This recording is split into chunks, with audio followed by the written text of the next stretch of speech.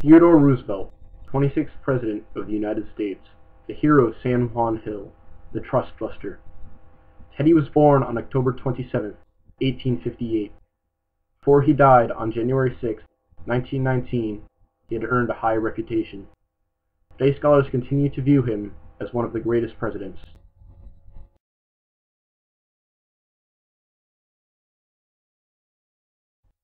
Theodore was raised by his mother, Martha Mitty Bullock, and his father, Theodore Roosevelt Sr. He was the second of the 4 children his parents would bring to the family in the 4-story home they bought in New York.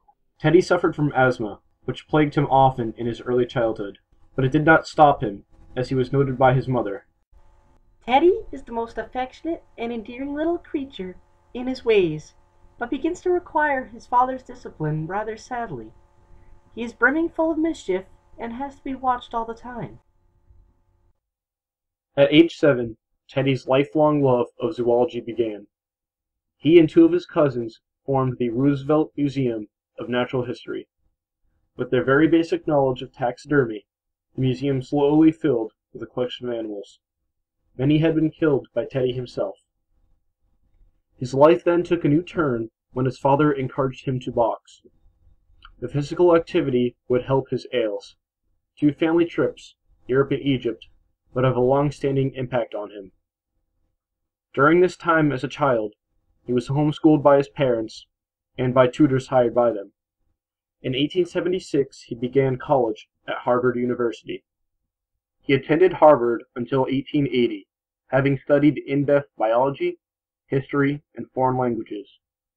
His father passed away in 1878, which was a crushing blow to Teddy.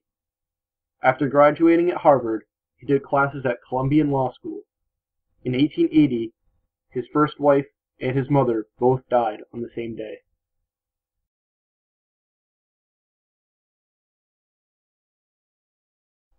In 1881, he was offered the opportunity to run for New York State Assembly. He dropped out of class and won election as a Republican. During his time on the Assembly, he would write more bills than any other past assemblyman. In 1884, Roosevelt decided to attend the Republican National Convention. During the convention, his political views were shifted, and he resigned to live on the land he bought in the Dakota Territory a year earlier.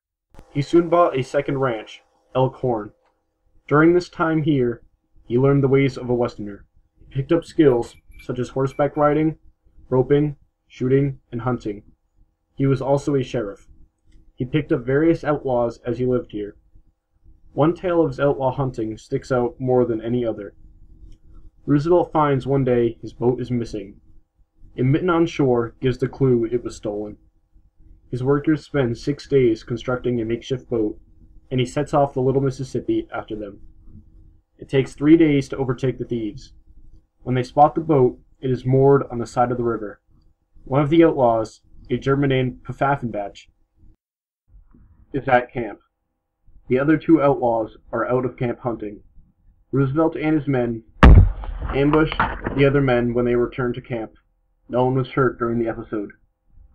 From there, the men went on a starving journey further on the boat, and Roosevelt continued alone on foot with the fugitives. He stayed awake 48 straight hours watching the fugitives, then turned them in at Dickinson. He was awarded $50 for turning them in. Unfortunately, a devastating winter wiped out his cattle. He was forced to move back to New York.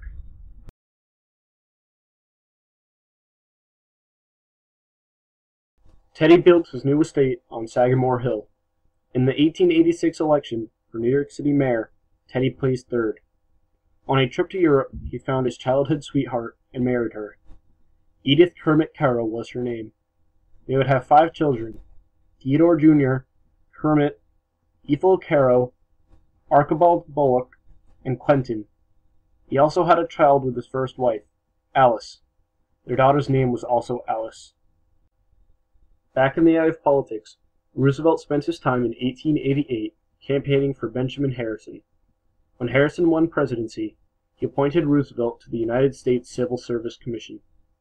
Until 1995, when he resigned, Teddy fought against the spoils system. It had little effect. Theodore Roosevelt became the new president of the New York Police Commissioners the same year. During his time serving this post, he combated the corrupted departments under him and turned the police around and into a better force. When he was back in college, Teddy had written a detailed book titled The Naval War of 1812. His interest in the Navy never faltered. Because of his knowledge, President McKinley appointed him Assistant Secretary of the Navy in 1897.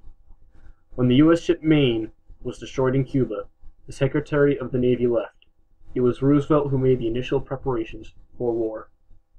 With the Spanish-American War declared in 1898, Roosevelt resigned to go fight. He formed the volunteer Rough Riders, or 1st U.S. Volunteer Cavalry Regiment. He became a hero when he led 2 charges in the Battle of San Juan Hill. When he was nominated for the Medal of Honor, it was disapproved. Most historians agree it was likely Roosevelt's letter to the President and Secretary demanding to bring the troops home that cost him the medal. Later he would be nominated post-conflict and be awarded the medal. When the war was over, Teddy won the 1898 New York governor election.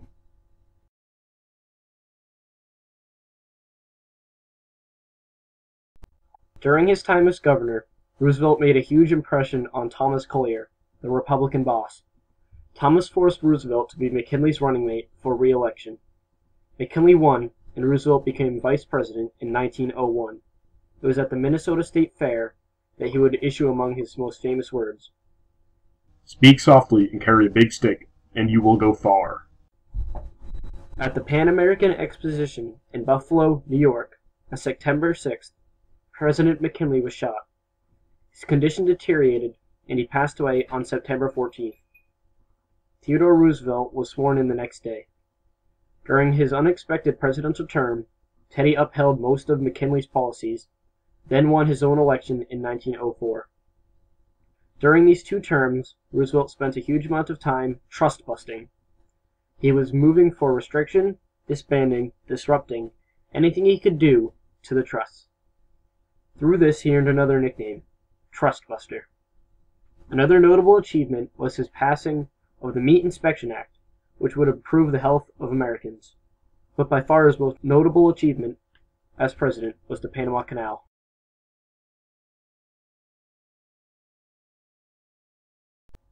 Before the construction of the Panama Canal, ships had a long voyage around Cape Horn to get to the American continents. In early 1903, Congress passed the Hay-Herran Treaty.